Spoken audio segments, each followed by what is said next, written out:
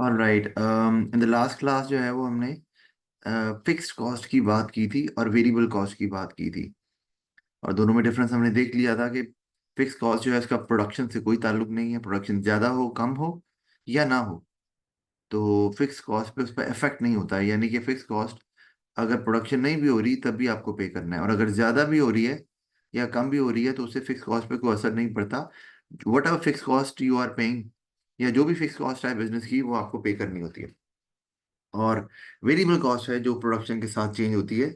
अगर प्रोडक्शन नहीं है तो जीरो कॉस्ट होगी। वेरिएबल कॉस्ट की बात कर रहा हूँ। इफ प्रोडक्शन इंक्रीजेज तो वेरिएबल कॉस्ट भी बढ़ जाएगी, और अगर प्रोडक्शन कम होगी तो वेरिएबल कॉस्ट भी कम हो जाएगी। अच्छा, आगे चलते हैं इसी तरह। और जो टाइप्स हैं, डायरेक्ट कॉस्ट है। अच्छा, डायरेक्ट कॉस्ट वो होती है जिस तरह मैंने लिखा हुआ है यहाँ कि ये डायरेक्टली रिलेट की जा सकती है। मतलब ये कि आप बता सकते हैं कि ये एक पर्टिकुलर प्रोडक्ट पे कितनी लगी है। जैसे मैंने वुड लिखा है, तो एक आप फर्नीचर बनाते हैं तो एक टेबल या चेयर या जो भी आप चीज़ बना रहे हैं उस पे कितनी कॉस्ट लग रही है वुड की, क्योंकि वो मटेरियल कॉस्ट है। वुड पे वो टेबल का जो मटेरियल है वो वुड है। तो अब अगर देखा जाए तो ये वेरिएबल कॉस्ट भी है। वुड जो है वो वेरिएबल कॉस्ट भी है, वो डायरेक्ट कॉस्ट भी है, लेकिन दोनों की डेफिनेशन फर्क है। दोनों को आइडेंटिफाई डिफरेंट तरीके से करते हैं। वुड एक वेरिएबल कॉस्ट क्यों है? क्योंकि जितना आप ज्यादा फर्नीचर बनाएंगे उतना ही वुड ज्यादा लगेगा। तो ये वेरी कर रही है प्रोडक्शन के साथ, तो वेरिएबल है। और चूंकि आप हर प्रोडक्ट पे वुड कितनी लग रही है ये निकाल सकते हैं, तो इसलिए ये डायरेक्ट कॉस्ट भी है। अच्छा, इनडायरेक्ट कॉस्ट जो कि आप डायरेक्टली रिलेट नहीं कर सकते प्रोडक्ट के साथ। जैसे कि इलेक्ट्रिसिटी है, तो अब बिजली है, वो तो इस्तेमाल हो रही है, आप प्रोडक्शन ज़्यादा कर रहे हैं या कम कर रहे हैं। जैसे एयर कंडीशनर्स चल रहे हैं, लाइट्स हैं, फैंस हैं, तो अब वो आपको पे करना ही है। और आप अगर वो चल रहे हैं तो आप किसी एक प्रोडक्ट पे कितनी इलेक्ट्रिसिटी लग रही है नहीं बता सकते ना। आप तो ओवरऑल बता सकते हैं कि जी महीने का इतना बिल है बिजली का।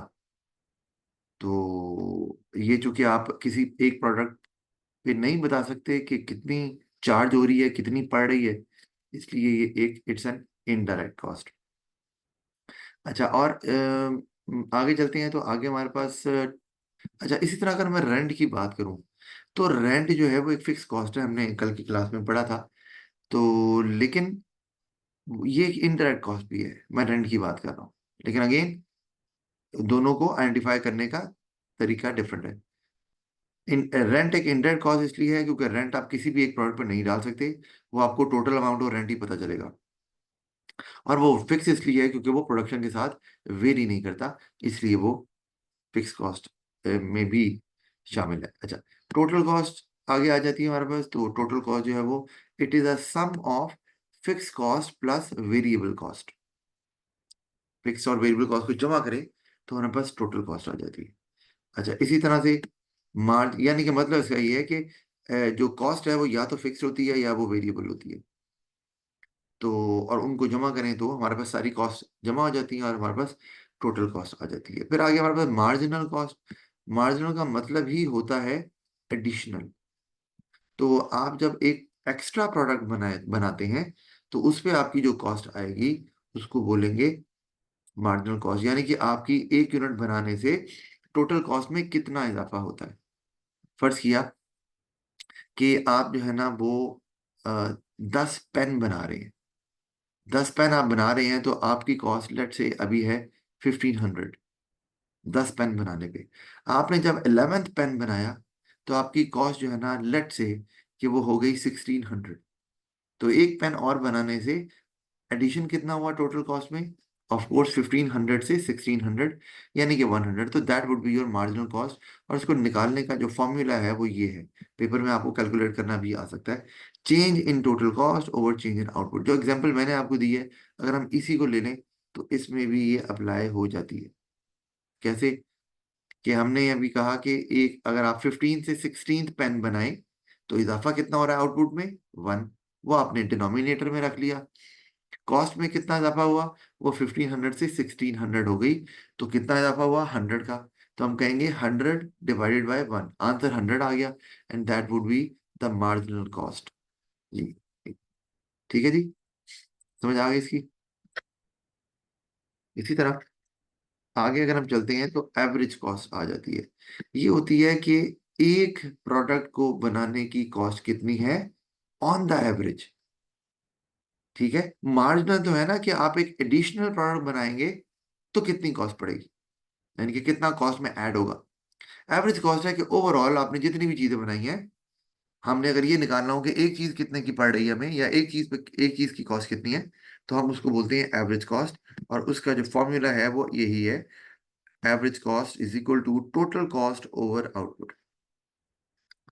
तो इससे आप हमारी एवरेज कॉस्ट निकल आएगी। अच्छा, और फिर हम आगे चलते हैं तो कॉस्ट तो हमने देख ली, और हमने कहा था कि कॉस्ट बहुत इंपॉर्टेंट है बिजनेस के लिए। उनको आइडेंटिफाई करना, आपको पता होना चाहिए कि बिजनेस की कितनी कॉस्ट है, कौन कौन सी कॉस्ट है, और कॉस्ट को क्या हो रहा है, बढ़ रही है, कम हो रही है।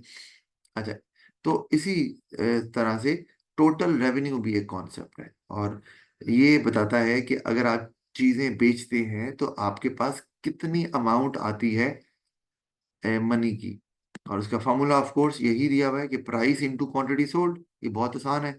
आपके पास 10 चीजें हैं और एक चीज 20 रुपए की है, तो 20 इंटू 10 कर देंगे, आपके पास 200 आ जाएगा। ये आपका टोटल रेवेन्यू है। तो कोई भी बिजनेस जो चीजें बेचती है या इवन सर्विसेज भी बेचती है, तो उसको उससे जो अमाउंट आपको आती है वो टोटल रेवेन्यू है। अच्छा, अब सवाल ये है कि क्या टोटल रेवेन्यू जो है ये प्रॉफिट होता है? टोटल रेवेन्यू जो है वो प्रॉफिट नहीं होता, क्योंकि टोटल रेवेन्यू जो है उसमें से अभी कॉस्ट माइनस नहीं की हुई। टोटल रेवेन्यू तो सिर्फ ये बता रहा है, मैं जैसे एग्जांपल दे रही है आपको दी है कि आप जो है वो एक चीज लेट से 20 रुपए की बेच रहे हैं, और कितनी चीजें बेच रहे हैं, 10। तो आपके पास 200 तो आ रहा है, जो कि आपका रेवेन्यू है, लेकिन ये प्रॉफिट नहीं है, क्योंकि आपने जो 20 रुपए की चीज बेची है वो आपने खुद बनाई कितने की है, तो कॉस्ट तो देखनी पड़ेगी ना, उसमें से माइनस करनी पड़ेगी। तो आप जब रेवेन्यू में से कॉस्ट को माइनस करते हैं तो आपके पास प्रॉफिट आता है। तो अगर 20 रुपीज की एक चीज है और आपने 10 चीजें बेची हैं, 200 आ गया है, लेकिन उन पे उनको प्रोड्यूस करने की जो कॉस्ट है वो आपकी 50 है, या लेट से 100 है, तो 200 में से 100 निकालेंगे तो you will get the profit. तो इसका मतलब है टोटल रेवेन्यू के अंदर कॉस्ट शामिल होती है। जब तक आप टोटल रेवेन्यू में से कॉस्ट को माइनस नहीं करेंगे, यू वोंट गेट प्रॉफिट। तो टोटल रेवेन्यू का जानना भी आपको जरूरी है, क्योंकि टोटल रेवेन्यू में से कॉस्ट, आप जो ऊपर कॉस्ट हमने अभी पढ़ी है वो माइनस करेंगे तो ही आपको प्रॉफिट आएगा। अच्छा, अब इसमें हमने बात थोड़ी की थी कल, लेकिन हम अगर आप डिटेल में भी देख लेते हैं कि accurate business cost data important क्यों, आपको क्यों जानना जरूरी है कि आपकी कॉस्ट कितनी है और आपकी कौन कौन सी कॉस्ट है। तो और एक्यूरेट होना जरूरी है, अदरवाइज क्यों, क्या प्रॉब्लम होगा आपको। अच्छा, एक्यूरेट जरूरी इसलिए है कि आप कंपैरिजन कर सकते हैं रेवेन्यू से, मैंने आपको अभी बताया, ये जानने के लिए कि बिजनेस को प्रॉफिट या लॉस कितना हो रहा है। क्योंकि जब तक आपको एक्यूरेट कॉस्ट का नहीं पता होगा तो आप रेवेन्यू में से उसको माइनस कैसे करेंगे। और इमेजिन करो अगर कॉस्ट डेटा एक्यूरेट नहीं है, तो जो आप प्रॉफिट निकालोगे वो प्रॉफिट की फिगर भी फॉल्स होगी, वो एक्यूरेट नहीं होगी। तो फिर आपको तो लगेगा प्रॉफिट ज्यादा हो रहा है, जबकि प्रॉफिट ज्यादा हो नहीं रहा, क्योंकि आपने गलत जो कॉस्ट डेटा है वो एक्यूरेट नहीं है, तो फिर आपको प्रॉब्लम हो जाएगी। क्योंकि किसी भी बिजनेस का जो प्राइमरी ऑब्जेक्टिव होता है वो प्रॉफिट होता है, तो उसका एक्यूरेट होना, पता होना आपको जरूरी है। फिर comparison can be made with competitors to set a benchmark. अच्छा, अब ये भी इंपॉर्टेंट है, बेंचमार्क होता क्या है, आपने याद रखना है। बेंचमार्क होता है कि आप कोई भी एक स्टैंडर्ड सेट कर लेते हैं कि ये हमने इस स्टैंडर्ड तक जाना है, ठीक है, ताकि आप इंप्रूवमेंट लेकर आ सकें। तो आप कॉस्ट क्यों जानना चाह रहे हैं, ताकि आप कंपेयर करें कि हमारे कॉम्पेटिटर की कॉस्ट कितनी है। ठीक है, क्योंकि अगर आपको आपने बेंचमार्क बनाना है, जैसे मैं एग्जांपल देता हूँ कि बेंचमार्क क्या है। आप चाहते हो यार आपकी कॉस्ट बहुत ज्यादा है, हम अपनी कॉस्ट को कम करना चाहते हैं, तो कितनी कॉस्ट कम करनी है, मतलब कॉस्ट तो एक हद तक ही कम होती है, तो आपका क्या स्टैंडर्ड है कि मिनिमम कहाँ तक जानी चाहिए। तो आपने अपना जो कॉम्पिटिटर है लेट से उसकी कॉस्ट बहुत कम है, तो आपने उसको बेंचमार्क बना लिया क्या, आपने कहा यार जिसकी हमारे कंपटीटर की जो कॉस्ट है ना, हमने अपनी कॉस्ट को यहाँ तक लेके आना है, we will bring the cost down to the level जो कि कॉम्पिटिटर की है। तो वो आपका बेंचमार्क बन गया। और फिर आप उसी के लिए एफर्ट करेंगे कि अपनी कॉस्ट को किस तरह से कम करके अपने कॉम्पिटिटर की कॉस्ट के बराबर ला सके, कि अगर वो ला सकता है तो हम भी ला सकते हैं। और ऑफ कोर्स, तो ये इसको कहते हैं जी। तो उसके लिए ऑफ कोर्स आपका आपके पास कॉस्ट होगी, तो ही आप देखेंगे ना कि कंपैरेटर से कॉस्ट ज्यादा है या कम है, या जो भी उस उसमें बेस्ट है। मैंने ये ब्रैकेट में लिखा भी हुआ है। बेंचमार्क यही होता है कि आपको लगता है आपका कंपैरेटर जो है वो कॉस्ट में बेस्ट है, मतलब कॉस्ट को मेंटेन करने में, क्योंकि उसकी कॉस्ट बहुत कम है। तो फिर आपकी अपनी कॉस्ट अगर आपको पता होगी तो आप कंपेयर करोगे ना कि आपकी भी उसके करीब है या आपकी कॉस्ट काफी ज्यादा है। अगर काफी ज्यादा है तो ये it's a sign of worry, और आपको अपनी कॉस्ट को फिर कम करना है, और उस तक कोशिश करनी है कि लेकर आना है, और करीब अगर उस तक नहीं आती तो करीब तो लेकर आनी है। अच्छा, तो ये जरूरी है। इसलिए फिर different types of cost need to be identified to take take effective decision. ये भी हमने बात की थी। डिफरेंट टाइप्स ऑफ कॉस्ट मतलब फिक्स कॉस्ट कितनी है, वेरिएबल कॉस्ट कितनी है। आपको बताया था कि जो फिक्स कॉस्ट है ये कंट्रोल करना जरूरी होती है, क्योंकि ये आपको हर हालत में पे करनी होती है। ठीक है, आप इसको अवॉइड नहीं कर सकते। वेरिएबल कॉस्ट को आप अवॉइड कर सकते हो कैसे? भाई कॉस्ट ज्यादा है, प्रोडक्शन कम कर दो, ना करो तो कॉस्ट आपकी कम हो जाएगी ना, ऑफ कोर्स। लेकिन फिक्स कॉस्ट कम नहीं होती, और फिक्स कॉस्ट का जो दूसरा नाम है उसे बोलते हैं ओवरहेड्स। मैंने यहाँ पे लिखा भी हुआ है ओवरहेड्स। तो लिखा हुआ है मैंने कि अब आप ये देखो कि टाइप्स ऑफ कॉस्ट को आइडेंटिफाई करना क्यों जरूरी है, क्योंकि उससे आप बेहतर डिसीजन ले सकते हैं। और वो एग्जांपल मैंने दिए कि higher overheads have a negative effect on the average cost. जारी बता, अगर आपकी कॉस्ट फिक्स कॉस्ट बहुत ज्यादा है तो आपकी एवरेज कॉस्ट पे वो इम्पैक्ट डालेगी। पता है क्यों? क्योंकि आप प्रोडक्शन कर रहे हो या नहीं कर रहे हो वो तो देनी है, तो उससे आपकी एवरेज कॉस्ट ज्यादा ही रहेगी। मतलब ये कि आप अगर कम यूनिट्स बनाओगे तो आपकी एवरेज कॉस्ट बढ़ेगी। पता है क्यों? वो इस तरह कि अगर आप जो है वो ओवरहेड जैसे कि रेंट पे करते हो, तो पहले आप 1000 चीजें बनाते थे, तो आपको पता है 1000 चीजों पे आपको इतना रेंट पे करना पड़ रहा है। तो जैसे जैसे आप 1000 से कम आती हो 500 पे, या 500 से 250 पे, तो रेंट तो उतना ही देना पड़ रहा है। तो इसका मतलब है कि वो आपकी एवरेज कॉस्ट को बढ़ाएगा, क्योंकि एवरेज कॉस्ट निकालते हुए फिक्स कॉस्ट को भी शामिल किया जाता है। क्योंकि एवरेज कॉस्ट का फॉर्मूला हमने ऊपर पढ़ा है कि वो क्या है, total cost divided by number of units.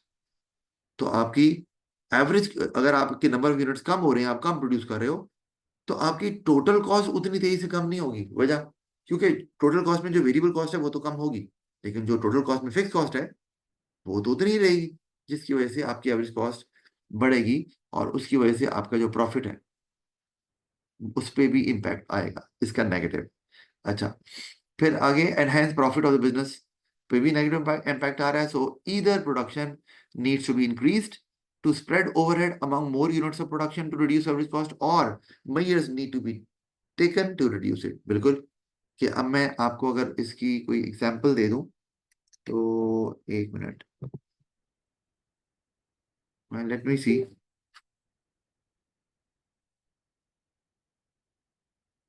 Alright, आपको मेरी आवाज आ रही है? आई गेस कि आ रही होगी। जी ओके, सर, आपकी आवाज आ रही है। मैं आपको अभी यहाँ बताता हूँ। जस्ट मिनट,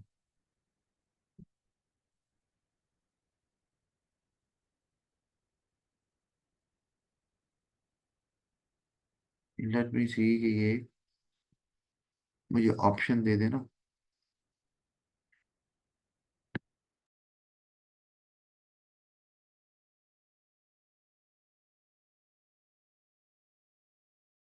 अच्छा, वो मुझे, मैं ना आपको यहीं पे बता देता हूँ। वहां तो मुझे अभी कोई इशू आ रहा है कि, अच्छा यहाँ चलिए हम ये यहाँ देख लेते हैं। अच्छा, अब आपको बताने वाली बात ये है कि अगर फर्ज किया कि आपके पास रेंट है जो कि है $10,000 आप पे करते हो, और आप जो यूनिट्स बना रहे हो ना, प्रोडक्शन जो कर रहे हो, लेट से वो है 500 यूनिट्स।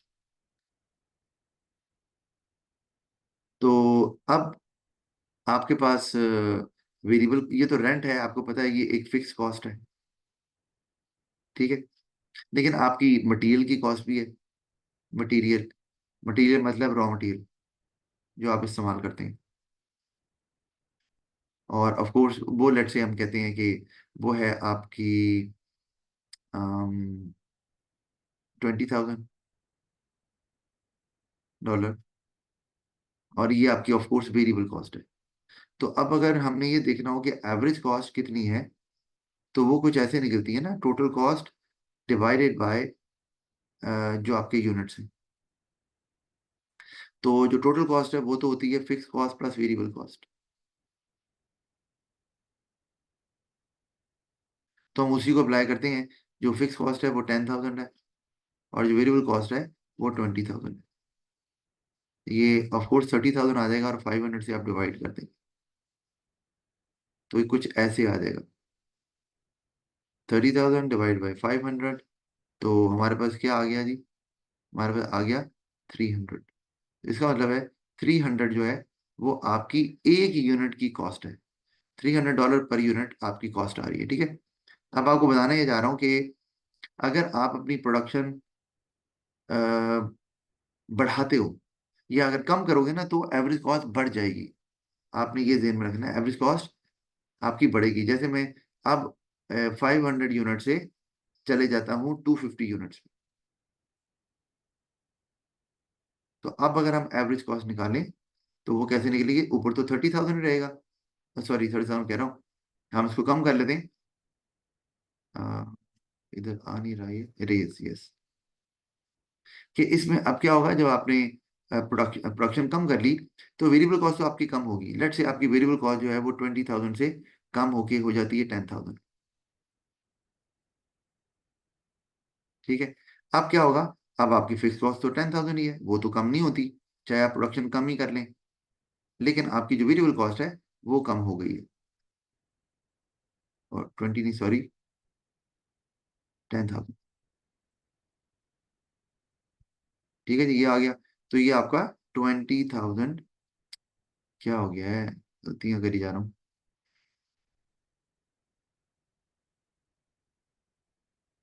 नीचे आपके यूनिट्स आ गए ना, तो यूनिट्स आपके कितने हैं जी? 250। तो अब आपका 20,000 ओवर 250, तो अब आपका जो क्या आंसर आएगा? अब आप देखेंगे कि आपकी जो एवरेज कॉस्ट है वो ज्यादा हो जाएगी। यानी कि हम 20,000 डिवाइडेड बाय 250 करेंगे, तो हमारा आंसर आएगा 80 है।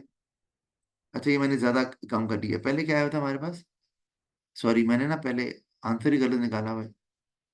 ये जो है ये 300 नहीं आ रहा, ऑफ कोर्स ये आ रहा है 5, 6 और 30 है ना, तो ये 60 आ रहा है पहले, ठीक है।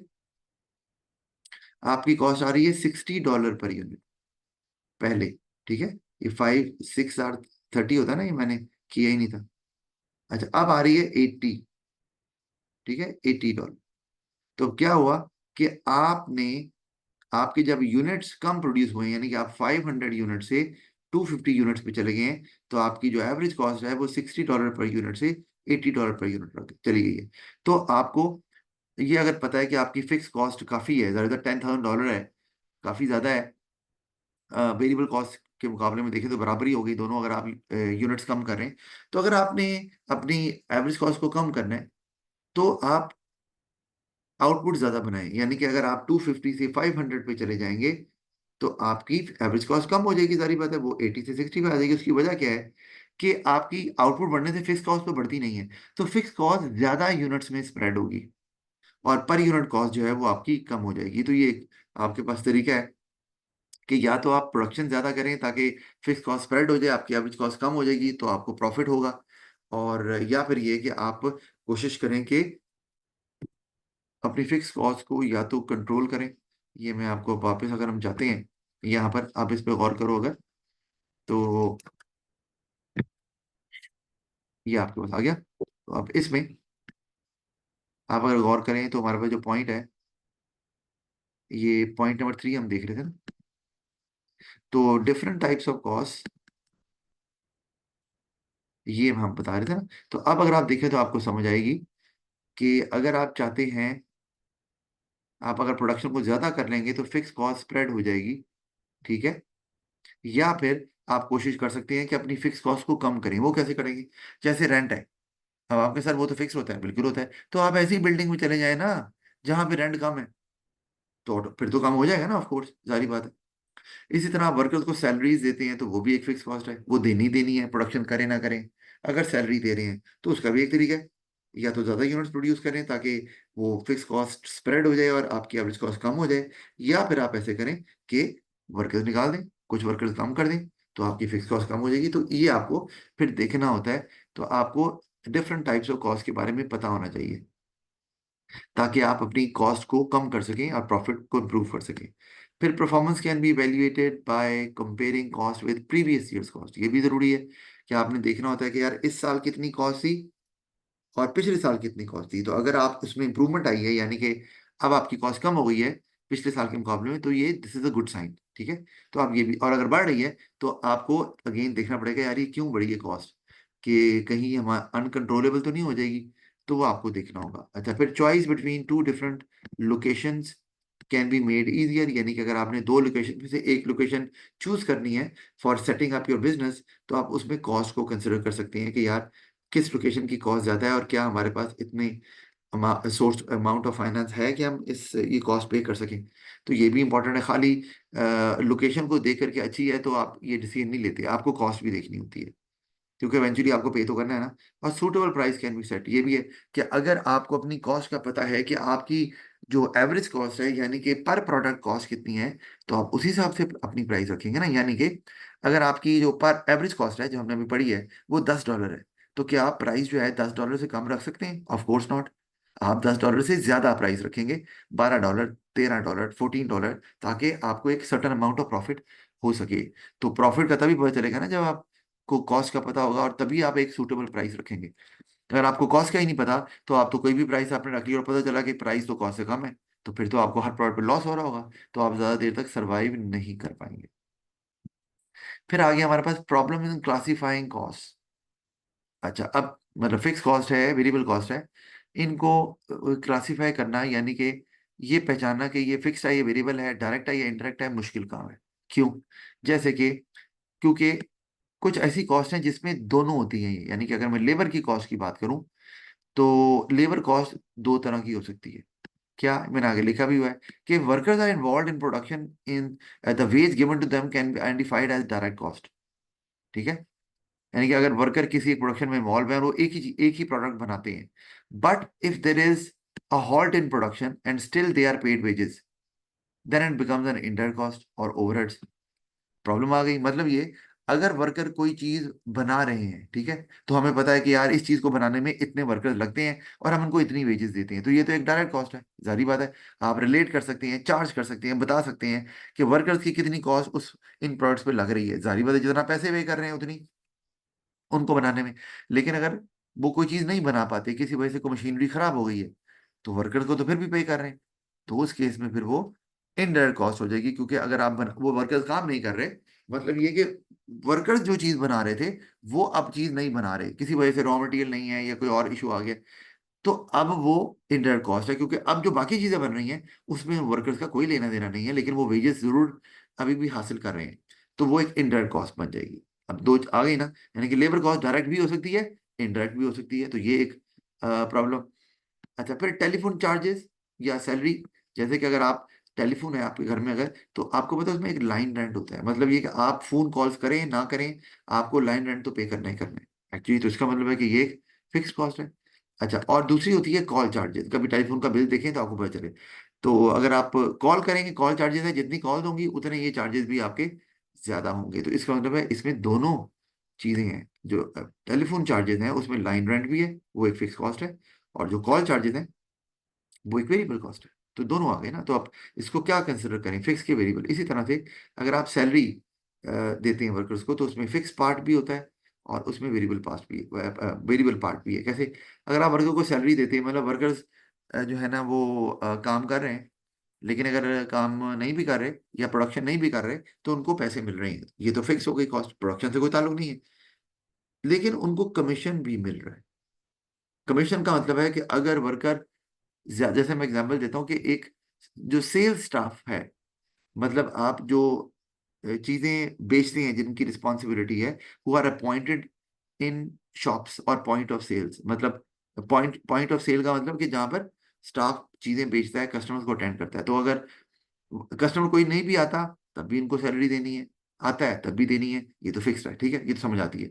लेकिन अगर आपने ये रखा हुआ है कि भाई फिक्स सैलरी तो आपको मिलेगी मिलेगी, लेकिन अगर आप कस्टमर को चीजें बेचते हैं, उनको कन्विंस कर लेते हैं, तो हम आपको ऊपर कमीशन भी देंगे। कमीशन क्या है? वो नॉर्मली परसेंटेज होती है कि आप जो भी चीज बेचेंगे, जितनी भी सेल्स करेंगे, उसका 2% या 1% हम आपको कमीशन के तौर पर देंगे। तो ये तो वेरिएबल हो गई, क्योंकि जितनी चीजें वो बेचेंगे उतनी ये कॉस्ट ज्यादा होगी, और जितनी चीजें कम बेचेंगे उतनी कॉस्ट कम हो जाएगी। ऑफ कोर्स यहाँ प्रोडक्शन नहीं है तो क्या हुआ, आपका बिजनेस अगर सेल्स करता है तो फिर आप सेल्स के साथ देखेंगे कि अगर कॉस्ट वेरी करती है सेल्स के साथ तो वो वेरिएबल कॉस्ट है, और अगर वो वेरी नहीं करती सेल्स के साथ तो फिर वो फिक्स कॉस्ट मानी जाएगी। तो ये प्रॉब्लम आ रही है कि इसमें भी दोनों कॉस्ट शामिल हैं, तो उसको क्या कंसिडर करें, फिक्स के वेरिएबल।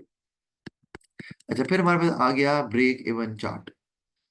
अब ये इंपॉर्टेंट है ब्रेक इवन चार्ट।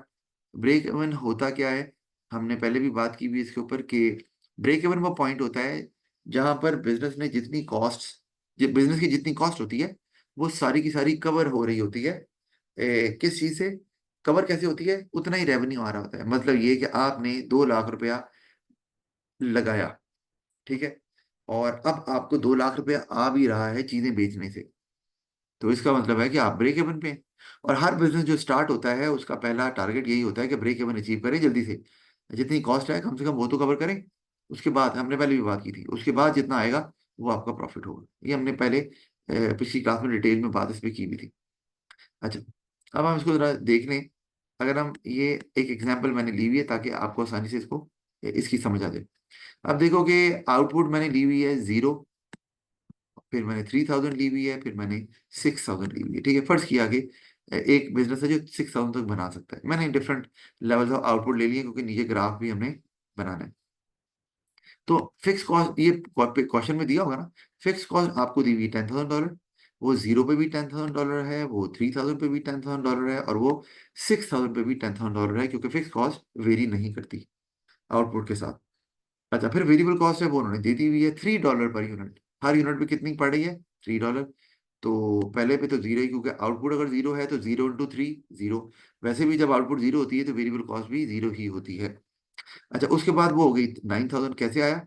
कि आउटपुट कितनी है? 3000, उसको मल्टीप्लाई कर दिया $3 से, तो आंसर आ गया 9000। उसके बाद आ गया $18,000। ये कैसे आया? आउटपुट कितनी? 6000, मल्टीप्लाई कर दिया $3 से, क्योंकि वो पर यूनिट है, तो 18,000 आ गया। तो आपको नजर आ रहा है वेरिएबल कॉस्ट बढ़ रही है क्योंकि वो आउटपुट के साथ बढ़ती है। अच्छा, उसके बाद हमने निकाल लिया total cost. Total cost fixed cost और वेरिएबल कॉस्ट को जमा करने से आता है। तो हम जीरो आउटपुट पे $10,000 और जीरो को ऐड करेंगे, तो हमारे पास क्या आ जाएगा? हमारे पास टोटल कॉस्ट आ जाएगी $10,000। फिर $3,000 पे भी हम फिक्स कॉस्ट को ऐड करेंगे, किसमें? वेरिएबल कॉस्ट में, तो हमारे पास आ जाएगा $19,000, ये टोटल कॉस्ट। इसी तरह $6,000 पे भी 10,000 और $18,000 को ऐड करके हमारे पास $28,000 कॉस्ट आ गई, ठीक है। अच्छा, ये कॉस्ट आ गई। जब हम देख रहे हैं ब्रेक इवन कैसे निकालना है, अब टोटल कॉस्ट, हमने टोटल कॉस्ट निकाल ली है 0 आउटपुट पे भी, 3000 पे भी और 6000 पे भी। अब हम निकालते हैं टोटल रेवेन्यू। अब ये क्यों निकालना है आप कहेंगे? भाई अगर आपने ब्रेक इवन देखना है कि आ रहा है कि नहीं आ रहा, तो ब्रेक इवन में तो आपको टोटल कॉस्ट को टोटल रेवेन्यू से कंपेयर करना है ना, तो तभी पता चलेगा ना कि आपका टोटल कॉस्ट और टोटल रेवेन्यू जहां बराबर आ जाएगा वो ब्रेक इवन है। तो अब यहाँ मैं एज्यूम कर रहा हूँ कि आप जो एक चीज बेच रहे हैं ना वो $6.33 की है, यानी कि एक चीज की जो प्राइस है वो $6.33 है। तो पहले पे तो जीरो ही होगी, जाहिर बात है, कुछ बेचा ही नहीं। जब जब बनाया ही कुछ नहीं तो बेचेंगे कहाँ से? तो जीरो ही आएगा, क्योंकि 6.33 into zero is equal to zero. फिर आपके पास $19,000 आ गया। वो कैसे आया? 6.33 को आपने 3000 से मल्टीप्लाई किया, क्योंकि आप ये आउटपुट बना रहे हैं तो ये आप बेच भी रहे हैं, एज्यूम ये कर रहे हैं। और इसी तरह जब आप $6,000 बना के बेचेंगे तो इसको 6.33 से मल्टीप्लाई करेंगे तो आंसर आ जाएगा 37,980। तो हमारे पास ये आ गया जी टोटल रेवेन्यू का डेटा भी। अब हम इसको जब प्लॉट करेंगे नीचे यहाँ पर, तो हमें यहाँ पर नजर आएगा कि जहां पर ये दोनों यानी कि टोटल कॉस्ट और टोटल रेवेन्यू आपस में इंटरसेक्ट करेंगे, और ये भी करेंगे डेफिनेटली। मैं आपको लिंक भी भेजूंगा जहां पर मैंने इनको एक्सप्लेन किया हुआ है कि total revenue total cost curve कैसे इंटरसेक्ट कर रहे हैं, क्योंकि आपको इसको प्लॉट करना पड़ेगा ना। पहले कैसे करेंगे प्लॉट? मतलब आप नीचे आउटपुट ले लेंगे एक्स एक्सिस पे, वाई एक्सिस पे क्या लेंगे आप? उस पे कॉस्ट ले लेंगे, ठीक है, और सेल्स ले लेंगे। वाई एक्सिस पे सेल्स और कॉस्ट, और एक्स एक्सिस पे आप यूनिट्स ले लेंगे। और फिर आप पॉइंट्स बनाते जाएंगे। कैसे कि आप कहेंगे जीरो पे टोटल कॉस्ट कितनी है, $10,000, एक डॉट लगा दिया। 3,000 पे कितनी है, $19,000, एक और डॉट लगा दिया। $6,000 पे कितनी है, $28,000, एक और डॉट लगा दिया। तो आप इस तरह से टोटल कॉस्ट की का कर्व जो है वो बना लेंगे सारे पॉइंट्स को मिला के। ये मैथ्स में इतना तो आपने पढ़ा ही होगा। और टोटल रेवेन्यू जो है वो इसी तरह वो भी प्लॉट कर लेंगे। और जब आप प्लॉट करेंगे तो आप देखेंगे ये दोनों कर्व एक पॉइंट पर आके इंटरसेक्ट कर रहे हैं, जहां पे मैंने ब्रेक इवन पॉइंट लिखा हुआ है। और यही वो पॉइंट है जहां पर आपका टोटल रेवेन्यू टोटल कॉस्ट के बराबर आ गया। और उससे पहले लॉस था। अब और करो, जो नीचे मैंने एरिया दिखाया है, शेडेड एरिया, वो लॉस है। क्यों? आप गौर करो तो आपका जो ये जो टोटल कॉस्ट का कर्व है वो ऊपर है। ये आपका टोटल कॉस्ट का कर्व है ना, ये वाला। तो ये ऊपर है और टोटल रेवेन्यू का कर्व ये है, ये नीचे है। तो जाहिर बात है, कॉस्ट का कर्व ऊपर है, रेवेन्यू का कर्व नीचे है, तो ऑफ कोर्स ये लॉस हो रहा है ना स्टार्ट में। लेकिन आहिस्ता आहिस्ता प्रोडक्शन बढ़ी और आपने यहाँ पहुंच गया, और यहाँ पर आके टोटल रेवेन्यू टोटल कॉस्ट के बराबर हो गई। और उसके बाद आपकी कॉस्ट सारी कवर हो गई। अब आप आगे और करेंगे तो आगे अब आपका ये जो है ये टोटल रेवेन्यू का कर्व ऊपर चला गया है, और जो टोटल कॉस्ट का कर्व है वो नीचे है। इसका मतलब है अब आपको रेवेन्यू ज्यादा आ रहा है और कॉस्ट कम है। तो ये अब आपको प्रॉफिट शुरू हो जाएगा। ये सारा आपका आगे प्रॉफिट है। तो हर बिजनेस चाहता है कि वो ब्रेक इवन को जल्दी अचीव करें। क्यों? क्योंकि जितनी जल्दी ब्रेक इवन अचीव करेंगे उतनी ही जल्दी प्रॉफिट स्टार्ट हो जाएगा। ब्रेक इवन जब तक नहीं आएगा प्रॉफिट स्टार्ट नहीं होता। अच्छा, एक और बात कि कोई ये पूछे कि break even level of output क्या है, मतलब क्या कि आप कितनी चीजें बनाएं और बेचें तो आपको ब्रेक इवन आ जाएगा। तो ये भी बताता है ये चार्ट। ये देखो, यहाँ पर मैंने 3,000 यूनिट्स अगर नीचे लिए हैं, ये आप समझो कि नीचे 3,000 है, ठीक है ना, ये जीरो, 3 0 हम यहाँ पर ले लेते हैं। तो अगर ये बिजनेस 3,000 यूनिट्स बेचता है तो वो ब्रेक इवन आ जाता है। क्योंकि हम इसको अगर नीचे ट्रैक करें या ऐसे, तो पता चल रहा है कि 3,000 पे आपकी बनाएंगे और बेचेंगे तो आपकी कॉस्ट सारी कवर हो जाएगी, ब्रेक इवन आ जाएगा, और फिर आप आगे जा सकते हैं। अच्छा, अब ये तो है हमारे पास ग्राफिकल मेथड, और मैं ये आपको लिंक शेयर भी कर दूंगा इसका। ऑलरेडी मेरे चैनल पे पड़ा हुआ है, तो उसमें मैंने ड्रॉ करके भी आपको दिखाया हुआ है, तो वो मैं आपको आज शेयर कर दूंगा। अच्छा, अब ये तो है ग्राफिकल मेथड। अच्छा, अगर आपने इसको फॉर्मूला मेथड से निकालना हो ब्रेक इवन लेवल, तो उसको कैलकुलेशन मेथड भी बोलते हैं।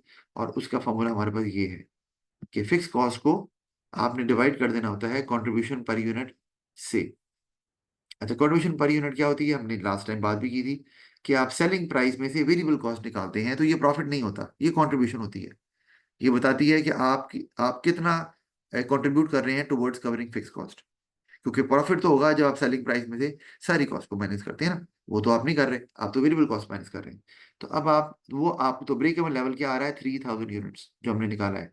तो हमारी अगर हम ऊपर देखें तो हमारी फिक्स कॉस्ट कितनी थी, फिक्स कॉस्ट जो हमने यहाँ टेबल में भी ली हुई है वो $10,000 की है ना। और अगर हम देखें कि हमारे पास जो क्या कहते हैं वेरिएबल कॉस्ट है वो $3 की हमें नजर आ रही है, और जो प्राइस हमें नजर आ रही है वो 6.33 है ना। जो एक प्राइस का मतलब एक चीज की कॉस्ट कितनी। तो हम अगर फॉर्मूला इस्तेमाल करेंगे वो, तो आपको आंसर सेम आएगा, क्या, 3,000 यूनिट्स, याद रखिएगा। मतलब ग्राफिकल मेथड से और कैलकुलेशन मेथड से दोनों से सेम आंसर आना चाहिए। तो आप वेरीफाई भी कर सकते हैं। अगर आपको ग्राफ बनाने को कहा जा रहा है तो आपने ग्राफ बनाया और बाद में आप उसको चेक कर सकते हैं फॉर्मूले से कि क्या जो ग्राफ में आउटपुट लेवल पे ब्रेक बना रहा है, क्या कैलकुलेशन मेथड से भी वही आ रहा है। नहीं आ रहा, इसका मतलब है गड़बड़ है। तो ये आपके पास एक चेक, वेरिफिकेशन चेक भी होता है। और मैंने ये नोट में लिखा हुआ है कि कंट्रीब्यूशन क्या होती है। हमने चूंकि पहले बात कर ली है तो मैं डिस्कस नहीं कर रहा कि ये फिक्स कॉस्ट में कितना कवर कर रहे हैं, ये उसके बारे में बताता है। और अगर आप प्रोडक्शन करते जा रहे हैं और बेचते जा रहे हैं तो एक टाइम आएगा जब आप फिक्स कॉस्ट सारी कवर कर लेंगे, और उसके बाद जो ये कंट्रीब्यूशन है ये कंट्रीब्यूशन नहीं कहलाएगी, ये फिर प्रॉफिट कहलाएगा। ये हम डिस्कस किया हमने ये इसको पिछली क्लास के अंदर भी। अच्छा, आगे जो चीजें याद रखने वाली हैं वो क्या है, और मैं इसको भेज भी दूंगा कि इसको कैसे ड्रॉ करना है। अच्छा, वो क्या है जी, things to remember, fix cost is shown by horizontal line which shows fix cost does not change with the change in output. ये मैंने आपको बताया, फिक्स कॉस्ट को एक सीधी लाइन से अगर ड्रॉ करना चाहें तो कर सकते हैं। यहाँ पर हुई हुई ड्रॉ, ये जो डॉटेड लाइन आपको नजर आ रही है वो फिक्स कॉस्ट की है, और वो क्या शो कर रहा है कि आउटपुट जितनी मर्जी चेंज हो जाए उसमें कोई चेंज नहीं आने वाला, वो उतनी की उतनी रहेगी। अच्छा, फिर sales revenue line start from zero, ठीक है, जो कि ये शो करता है कि भाई अगर कुछ प्रोड्यूस ही नहीं हो रहा तो फिर रेवेन्यू कहाँ से आएगा। जैसे ही आप प्रोड्यूस करना शुरू करेंगे सेल्स शुरू हो जाएगी, और आपका वो कर्व भी जो है ना वो ऊपर की तरफ जाना शुरू कर देगा। तो अगर आप गौर गौर करो तो जो टोटल रेवेन्यू का कर्व है हमारे पास वो जीरो से स्टार्ट हो रहा है यहाँ से। अच्छा, इसी तरह आगे चलें अगर, तो वेरिएबल कॉस्ट जो है line also start from zero, क्योंकि जाहिर बात है वेरिएबल कॉस्ट भी वो कॉस्ट है जो आउटपुट के साथ चेंज होती है। तो अगर आउटपुट जीरो है तो वेरिएबल कॉस्ट भी जीरो होगी, और जैसे ही आउटपुट आपकी ज्यादा होना शुरू हो जाएगी तो आपकी वेरिएबल कॉस्ट भी, कर्व भी ऊपर को जाना शुरू कर देगा। अच्छा, फिर total cost starts at the level of fix cost which shows at zero level of output. ये आप, टोटल कॉस्ट कभी जीरो से स्टार्ट नहीं होती, टोटल कॉस्ट कर्व की बात कर रहा हूँ, पता है क्यों? ये आप गौर करो, जो टोटल कॉस्ट का कर्व है वो देखो अब ऊपर से स्टार्ट हो रहा है यहाँ से। उसकी वजह यह है कि टोटल कॉस्ट में फिक्स कॉस्ट होती है, और जीरो लेवल ऑफ आउटपुट पे भी फिक्स कॉस्ट लाजमी होती है, क्योंकि फिक्स कॉस्ट ने तो आउटपुट से वेरी नहीं करना, इसलिए टोटल कॉस्ट फिक्स कॉस्ट से ही स्टार्ट होती है, क्योंकि जो फिक्स कॉस्ट है वो तो है टोटल कॉस्ट में, लेकिन जब आउटपुट बनेगी तो फिर उसमें वेरिएबल कॉस्ट भी शामिल हो जाएगी। इसीलिए जीरो आउटपुट लेवल पे फिक्स कॉस्ट और वेरिएबल कॉस्ट दोनों बराबर होते हैं, क्योंकि वेरिएबल कॉस्ट जीरो होती है, ऑफ कोर्स आउटपुट जब नहीं बन रही तो जीरो ही होगी ना। अच्छा जी, हमारे पास अब आ गया है जी, आगे इसी से रिलेटेड ब्रेक इवन से, वो क्या है जी, सेफ्टी मार्जिन। नाम से हमें नजर आ रहा है कि सेफ्टी मार्जिन का मतलब है, अच्छा इसका मतलब क्या है? इसका मतलब है कि आप कितने यूनिट्स लूज कर सकते हैं बिफोर सफरिंग लॉस, यानी कि आप लॉस से कितना सेफ हैं। अब इसका मतलब क्या है, हम वो देख लेते हैं। फर्ज किया कि आपका जो लेट से ब्रेक इवन आ रहा है वो है लेट से 6000 यूनिट्स, यानी कि इस पे आपका ब्रेक इवन अचीव हो जाता है। लेकिन ये है ब्रेक इवन लेवल, आपका जो करंट लेवल है अभी, आपके बिजनेस का करंट लेवल, वो लेट से चल रहा है इस वक्त 8000, यानी कि आप ब्रेक इवन से ऊपर हैं। इसका मतलब है कि आपको तो प्रॉफिट हो रहा है। अच्छा, अब वो ऑफ कोर्स ब्रेक इवन से अगर आप ऊपर ऑपरेट कर रहे हैं तो प्रॉफिट हो रहा होगा। अब आपको नजर आ रहा है कि इन दोनों में डिफरेंस कितना आ रहा है, 2000 units, and that is your, इसको हम कहते हैं एस एम में अगर लिख देता हूँ सेफ्टी मार्जिन, ये आपका सेफ्टी मार्जिन है। क्योंकि फॉर्मूला क्या होता है सेफ्टी मार्जिन का, कि current level minus break even level. इसका मतलब क्या है, मतलब ये कि अगर आप 2000 यूनिट से आपकी सेल गिर भी जाती है, स्टिल बिजनेस को लॉस नहीं होगा, क्योंकि 2000 यूनिट से अगर सेल गिरेगी तो बिजनेस 8000 से 6000 यूनिट पे चला जाएगा, बस ज्यादा से ज्यादा ये होगा ब्रेक इवन पे पहुंच जाएगा, लेकिन लॉस नहीं होगा।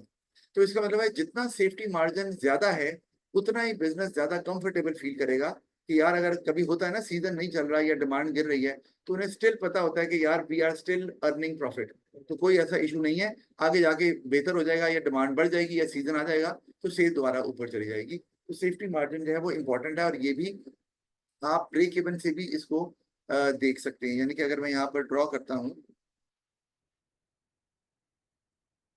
लेट्स से कि आपका ये ब्रेक इवन है, कि ये आपका टोटल रेवेन्यू जो हमेशा जीरो से स्टार्ट होता है, ये आपकी टोटल कॉस्ट है जो जीरो से कभी स्टार्ट नहीं होती, फिक्स कॉस्ट होती है उसमें, ये आपका आपका ब्रेक इवन है, राइट। अच्छा, अब सेफ्टी मार्जिन की हम बात कर रहे हैं, तो लेट्स से कि ये अगर मैं इसको नीचे लेके जाता हूँ यहाँ, तो ये है अभी एग्जाम्पल हमने लिया ना, तो वो 6000 पे आ रहा है, और आप ऑपरेट कर रहे हैं करंट लेवल, ये है आपका, ये 8000 है।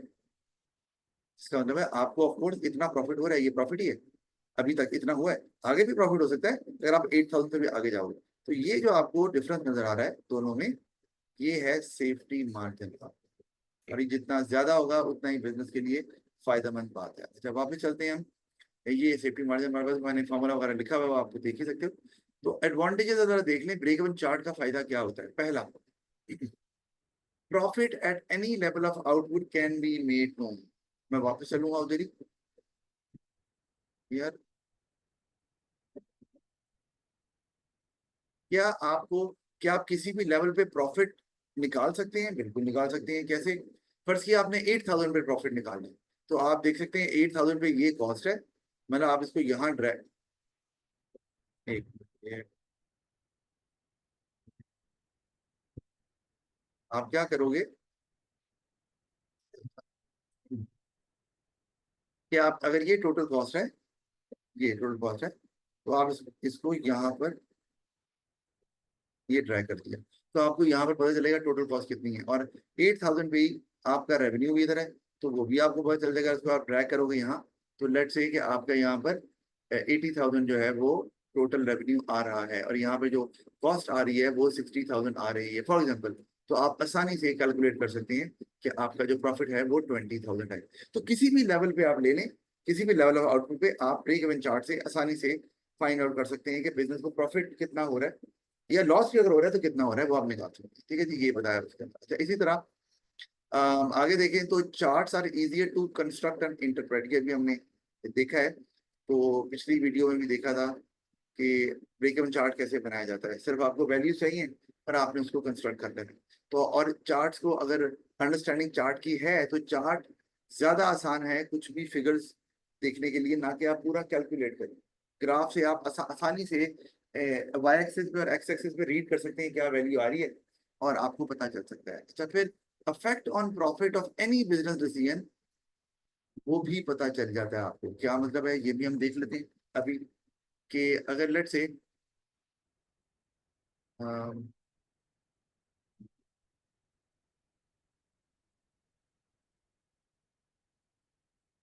तो ऊपर आ जाता है ना, तो मुझे ये समझ नहीं आती है जाता कैसे है। अच्छा, अब देखिए, अब ये है कि फर्ज किया बिजनेस अपनी प्राइस को बढ़ा रहा है, बढ़ाना चाह रहा है, ये एक डिसीजन है बिजनेस। हम देखना चाह रहे हैं इस डिसीजन का क्या इम्पैक्ट पड़ेगा और ब्रेक प्रॉफिट पे। तो ब्रेक इवन चार्ट में क्या होगा, आप टोटल रेवेन्यू आपका ज्यादा तेजी से जो कर्व है वो यूं जाएगा ऊपर, TR1। पता है क्यों? क्योंकि पहले आप अगर एक चीज बेच रहे थे $10 की, अब आप बेच रहे हैं फॉर एग्जाम्पल $20 की, तो अब पर यूनिट जो आपको रेवेन्यू आ रहा है वो ज्यादा आएगा ऑफकोर्स। तो जो टोटल रेवेन्यू का जो कर्व है वो, या जो लाइन है, वो ज्यादा स्टीप हो जाएगी, ज्यादा तेजी से आपका रेवेन्यू ऊपर की तरफ जा रहा है। और अब आपका ब्रेक इवन कहाँ आता नजर आ रहा है, यहाँ पर। तो टोटल कॉस्ट और टोटल रेवेन्यू, अब आपका नया जो रेवेन्यू का कर्व है वो ये है। तो अब आपका यहाँ पे ब्रेक इवन आ रहा है, तो क्या हो रहा है, आपका ब्रेक इवन अर्ली आ रहा है, वो लेट से 2,000 पे। तो आप देख, उसका मतलब है जितनी जल्दी ब्रेक इवन आता है उतनी जल्दी प्रॉफिट स्टार्ट हो जाता है। पहले बिजनेस को 6,000 के बाद जाके प्रॉफिट होना था, अब बिजनेस को 2,000 के बाद ही जाके प्रॉफिट हो। तो लेकिन ये पॉसिबल तब है जब प्राइस बढ़ाने के बावजूद भी डिमांड में कमी ना हो। सर जैसे आप इसको अगर एक सिचुएशन पे अप्लाई करें, कोविड से पहले मास्क, जो सर्जिकल मास्क थे, उनकी वैल्यू जो थी बहुत कम थी, लेकिन प्राइस बढ़ा दी, बट अभी अगर कॉस्ट वही थी, कॉस्ट वही कॉस्ट वही थी। भी नॉर्मल अगर एक जो पहला ब्रेक इवन पॉइंट है, अगर ये कोई कंपनी बना रही है तो समझे ये पहला तो उनका हो गया। हो गया। अब अगर कोविड, अब सिचुएशन डिमांड का ये और आए, प्राइस उन्होंने बढ़ा दी, डिमांड उनकी बढ़ गई है, तो फिर ये आ जाएगा। तो फिर ये आ जाएगा, और उनका प्रॉफिट बहुत हुआ उनको कोविड में, सारी बात है। जो उन्होंने सर्जिकल मास्क बनाए कोविड के टाइम पर, उनको बहुत प्रॉफिट हुआ, क्योंकि उनका गैप बहुत ज्यादा आ गया ना कॉस्ट में और रेवेन्यू के अंदर। बिल्कुल ऐसी ही। अच्छा, इसी तरह एक डिसीजन ये है, तो एक डिसीजन ये भी हो सकता है कि बिजनेस कह रही है कि हमने कॉस्ट को कम करना है, वो चाहे वर्कर्स निकाल के करें, चाहे आप रॉ मटेरियल उस सप्लायर से लें जो कि आपको सस्ता रॉ मटेरियल दे रहा है विदाउट कॉम्प्रोमाइजिंग क्वालिटी, जो भी कर रहे हैं। तो उस केस में क्या होगा कि अगर आप यहाँ पर हम वही टोटल रेवेन्यू और टोटल कॉस्ट का कर्व बनाते हैं कि ये आपका टोटल रेवेन्यू है, ये टोटल कॉस्ट है, और ये आपका ब्रेक इवन नजर आ रहा है लेट्स से। तो कॉस्ट अगर आपकी, आप कम कर रहे हैं अपनी कॉस्ट को, तो क्या होगा, आप कौन सी कॉस्ट कम कर रहे हैं, आपकी आउटपुट के साथ कॉस्ट ने बढ़ना ही है। आउटपुट के साथ कॉस्ट कभी कम नहीं होती। वजह क्या है? वजह यह है कि कॉस्ट में एक वेरिएबल कॉस्ट एलिमेंट होता है जिसने आउटपुट के साथ बढ़ना ही बढ़ना है। हाँ, लेकिन वो स्लो बढ़ सकती है। आपने कंट्रोल किया कॉस्ट को, तो अब आपकी कॉस्ट जो है उसका स्लोप जरा कम हो गया, ऐसे बढ़ अभी भी रही है कॉस्ट के साथ, लेकिन उतनी तेजी से नहीं बढ़ रही जितनी तेजी से पहले बढ़ रही थी। तो अब क्या होगा, अब भी आपका ब्रेक इवन पहले यहाँ आ रहा था, अब आपका ब्रेक इवन यहाँ आ जाएगा। तो अब भी पहले आ गया आपका ब्रेक इवन, और बिजनेस को, तो इसका मतलब है आप कोई भी, ये भी एक डिसीजन है ऑफ कोर्स। तो आप कोई भी डिसीजन लेते हैं, चाहे उससे कॉस्ट पे इम्पैक्ट आ रहा है या प्राइस पे या रेवेन्यू पे, तो आप देख सकते हैं ब्रेक इवन चार्ट के थ्रू कि बिजनेस के प्रॉफिट में क्या फर्क पड़ेगा। तो यहाँ क्या होगा, बिजनेस का प्रॉफिट बढ़ जाएगा क्योंकि ब्रेक इवन अर्ली आ गया है। जहां ब्रेक इवन पहले 6,000 पे आना था, वो 5,000 पे आ गया। तो ऑफ कोर्स बिजनेस को प्रॉफिट 5,000 के बाद से शुरू हो जाएगा। ठीक है, तो ये बताया जा रहा है। अब हम वापस अगर चलें, तो ये जो affect on profit of any business decision वो लिखा हुआ है, जैसे such as a price change और purchase of equipment to lower variable cost वगैरह वगैरह। जैसे आपने एक इक्विपमेंट खरीदी, और वो क्यों खरीदी है, क्योंकि वर्कर्स वेस्ट बड़ा करते थे रॉ मटेरियल। तो आपने मशीन खरीद ली, शुरू में तो कॉस्ट बढ़ेगी ऑफ कोर्स, लेकिन वो मशीन की एक्यूरेसी बहुत ज्यादा है और वो रॉ मटेरियल वेस्ट नहीं करती। तो आपकी रॉ मटेरियल की कॉस्ट जो है वो जितनी पहले ज्यादा होती थी उतनी ज्यादा नहीं होगी। तो इसमें भी आपका ब्रेक इवन जल्दी आने के चांसेस है। अच्छा, फिर safety margin can be made known, ये मैं आपको बता चुका हूँ, और सेफ्टी मार्जिन इंपॉर्टेंट क्यों है वो भी हमने डिस्कस कर लिया। फिर हेल्प्स इन चूजिंग बिटवीन, अच्छा एक बात ये भी, अगर आपका सेफ्टी मार्जिन बहुत है ना, तो अगर आपकी सेल्स गिर रही है तो still you feel comfortable and you keep on continuing your business, कि you keep on running business activity. पता है कि यार कोई इशू नहीं है, टेम्पररी सेल्स गिरी है और हमें कौन सा लॉस हो रहा है, we are still running profit, और 2 महीने बाद सेल्स बढ़ जाएगी तो प्रॉब्लम नहीं होगा। ठीक है, लेकिन अगर ब्रेक इवन आप नहीं बना रहे और आपकी सेल्स गिर रही है, तो उसमें हो सकता है कि जो ओनर्स हैं वो बिजनेस को क्लोज डाउन नहीं करते कि यार सेल्स गिर रही है तो पता नहीं यार आगे जो है ना मामला खराब हो रहा है। तो आप सेफ्टी मार्जिन देखकर आप एक रॉन्ग डिसीजन लेने से बच जाते हैं। तो आपने बिजनेस बंद कर दिया, बाद में बचा रहा यार डिमांड तो बढ़ गई है और हम तो स्टिल प्रॉफिट में जा रहे थे। तो ये इसका फायदा हमें नजर आ रहा है। फिर helps in choosing between different options. अगर आपने, आपके पास 2 ऑप्शन है, ये भी पेपर में सवाल आ जाता है, अगर वो ब्रेक इवन निकालने को ना भी कहे, तो आपने ये ज़हन में रखना है कि अगर आप कोई दो लोकेशन की बात कर रहे हैं, कि आपने एक फैक्ट्री सेटअप करनी है और एक लोकेशन ए है एक लोकेशन बी है, तो आप कौन सी चूज करें। तो आपके पास और फैक्टर्स भी हैं देखने वाले, जैसे कि बिल्डिंग जो है ना वो करीब कौन सी है, दूर कौन सी है, एरिया किसका बड़ा है किसका कम है, कौन सा मेन रोड के साथ इजी एक्सेस है फैक्ट्री की, बहुत से फैक्टर्स हैं। लेकिन एक फैक्टर और आ जाता है, ब्रेक इवन किसका अर्ली आता है। तो जिस फैक्ट्री का ब्रेक इवन अर्ली आता है, यानी कि कम आउटपुट पे आप ब्रेक इवन अचीव कर लेते हैं, तो प्रॉफिट जल्दी स्टार्ट हो जाएगा। तो आप उस ऑप्शन को चूज करना चाहेंगे। और वो फैक्ट्री जिसमें आपको लगता है कि कॉस्ट ज्यादा है और ब्रेक इवन लेट आएगा, उसमें रिस्क ज्यादा है क्योंकि आपको लंबे अरसे तक लॉस बर्दाश्त करना पड़ेगा। जिस फैक्ट्री या लोकेशन पे ब्रेक इवन जल्दी आता है, थोड़े अरसे में लॉस बर्दाश्त किया और उसके बाद you will start earning profit. तो इसीलिए ये लोकेशन को चूज करने में कि बेस्ट पॉसिबल लोकेशन कौन सी है, ब्रेक इवन जो है ना यहाँ पर भी यूजफुल है आपके लिए। अच्छा, फिर डिसएडवांटेजेस को अगर हम देखें तो हमारे पास सिंपल आ रही है एक, पहले ऑल आउटपुट, एक बार all output can not be sold at once. तो ये प्रॉब्लम आ गई। ब्रेक इवन बनाते हुए एक अजम्पशन की जाती है, और अजम्पशन ये होती है कि भाई जो कुछ बन रहा है ना वो सब कुछ सेल भी हो जाएगा। हमने जब ये बात करते हैं कि यार ब्रेक इवन 6,000 पे आ रहा है फॉर एग्जाम्पल, तो हम क्या कहते हैं कि 6,000 अगर यूनिट्स बना लिए तो वो बिक भी गए और तभी ब्रेक इवन आएगा। अगर आपने 6,000 यूनिट बनाए और बिके 4,000, तो 6,000 यूनिट बनाने के बावजूद भी ब्रेक इवन नहीं आने वाला। बट 10,000 बनाए और 6,000 बिकेंगे समझ आ रही? तब ब्रेक ही इसका मतलब है कि ये आप जो ज्यूम कर रहे हैं ब्रेक इवन चार्ट में, कि आप जितने अगर 6,000 यूनिट्स बना लेंगे तो ब्रेक इवन आ जाएगा, ये गलत है। तो और आपको पता है कि बिजनेस में आप जितनी चीजें बनाते हैं वो सारी की सारी एकदम नहीं बिक जाती। बात कि कम से कम भी 6,000 अगर सेल हो गए तो फिर ठीक, तब जाके तब अगर आपको पता है कि 6,000 हम कंफर्टेबली सेल कर देंगे तब। लेकिन ये कॉन्सेप्ट ये कहता है कि जो आप बना रहे हैं वो बिक जाएगा, लेकिन ऐसा नहीं होता। आपको वो अपने पास रखना पड़ जाता है in the form of inventory, कि यार फ्यूचर में बाद में बेचेंगे, अभी तो डिमांड नहीं है। तो एक तो ये इसमें फ्लॉ है इसकी अजम्पशन में। फिर कहते हैं जी फिक्स कॉस्ट जो है वो चेंज नहीं होती। ठीक है, ये ज्यूम करते हैं फिक्स कॉस्ट चेंज नहीं होती। अब यहाँ पे भी प्रॉब्लम है इसके अंदर, वो क्या कि फिक्स कॉस्ट चेंज हो सकती है। कैसे? वो इस तरह चेंज हो सकती है कि अगर फर्ज किया आप रेंट देते हैं बिल्डिंग का, माना कि प्रोडक्शन के साथ तो वो चेंज नहीं हो रहा, लेकिन अगले साल जो बिल्डिंग का ओनर है वो रेंट बढ़ा सकता है, तो फिक्स कॉस्ट तो बढ़ गई फिर आपकी। तो आपको ये चीजें भी देखनी है जिसकी ये बात ही नहीं करता, कि फिक्स कॉस्ट भी बढ़ सकती है चाहे आउटपुट से ना भी बढ़े। तो ये एक और रॉन्ग अजम्पशन। फिर total revenue and total cost are always straight lines, एक और प्रॉब्लम। हम तो उसको कर्व बोलते हैं, जबकि कर्व वो होता ही नहीं है, वो तो स्ट्रेट लाइन होती है।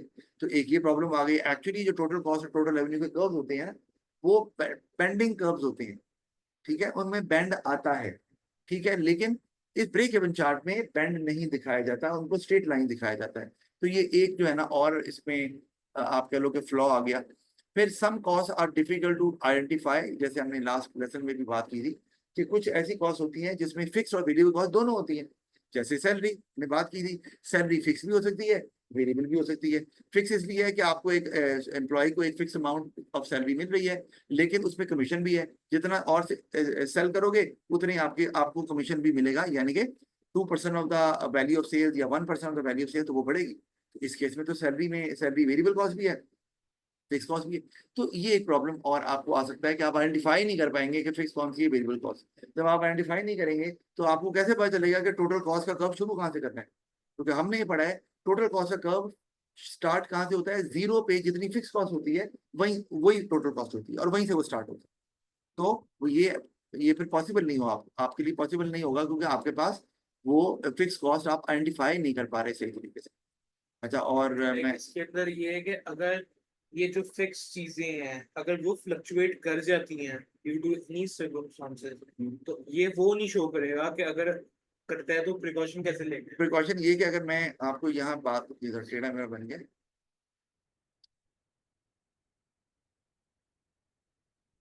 कि अगर फर्ज किया कि हमारे पास ये टोटल कॉस्ट है, राइट, तो फिक्स कॉस्ट ऐसी होती है, यानी कि जीरो आउटपुट पे जहां से टोटल कॉस्ट स्टार्ट होती है वही वेरिएबल कॉस्ट होती है। वेरिएबल कॉस्ट तो चेंज नहीं हो रही, आउटपुट चेंज होते, लेकिन टोटल कॉस्ट ऊपर जा रही है। तो जब आपको यही नहीं पता कि फिक्स कॉस्ट कितनी है, तो आप टोटल कॉस्ट शुरू कहां से करेंगे?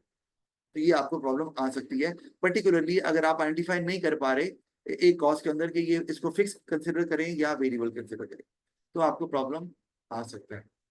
तो आगे हमारे पास आ गया नया टॉपिक है इसी के अंदर, कॉस्टिंग मेथड्स। ये नया ऐड किया गया है, पहले ये एएस में नहीं होता था, A2 में होता था, अब उन्होंने इसको एएस में शामिल कर लिया है। आज के लिए इतना ही, बाकी फिर हम कल कंटिन्यू करेंगे। ये कॉस्टिंग